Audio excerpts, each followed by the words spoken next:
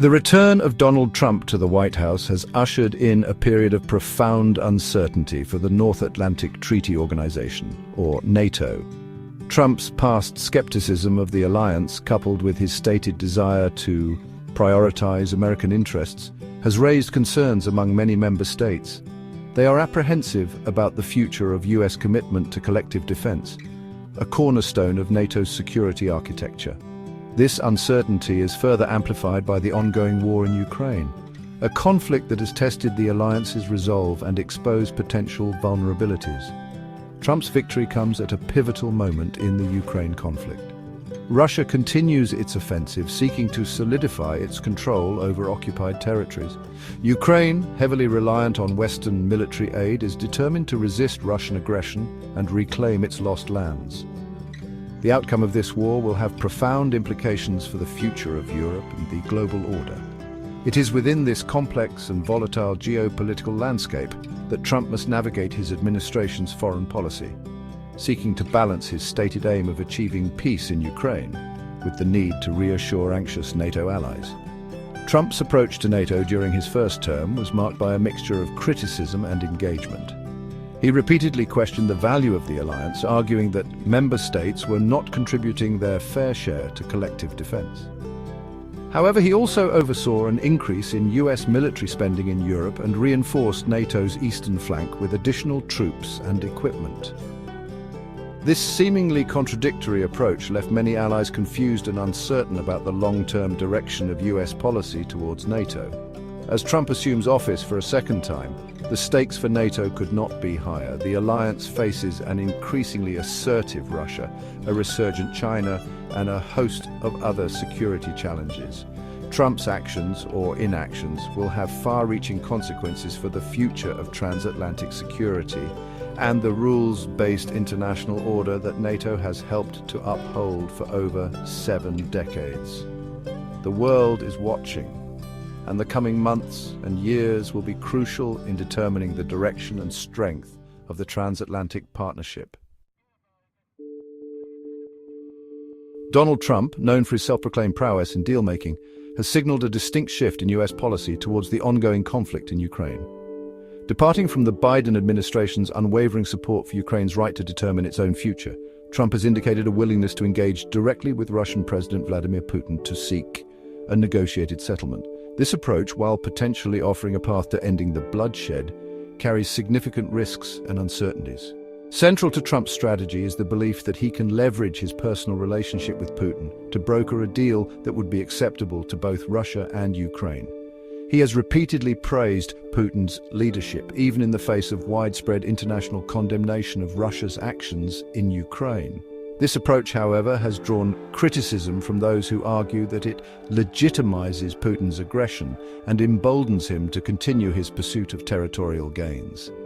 The potential concessions that Trump might be willing to offer Russia as part of a negotiated settlement remain unclear.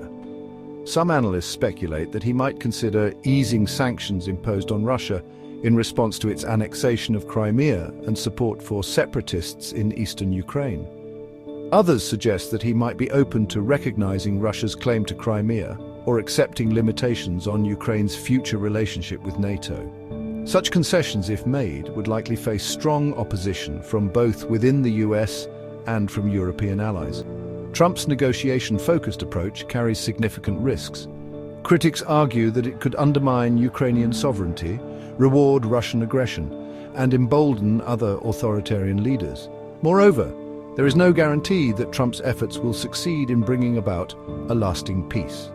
Putin has shown little willingness to compromise on his core demands, and any deal that is perceived as a victory for Russia could further destabilize the region. As Donald Trump embarks on his second term, a palpable sense of unease has settled over many NATO member states. Trump's past criticisms of the alliance, his transactional view of international relations, and his seemingly amicable relationship with Russian President Vladimir Putin have raised concerns about the future of US commitment to Article 5, the cornerstone of NATO's collective defense pact. This uncertainty, coupled with the ongoing war in Ukraine, has the potential to strain transatlantic relations, and undermine NATO's ability to deter aggression.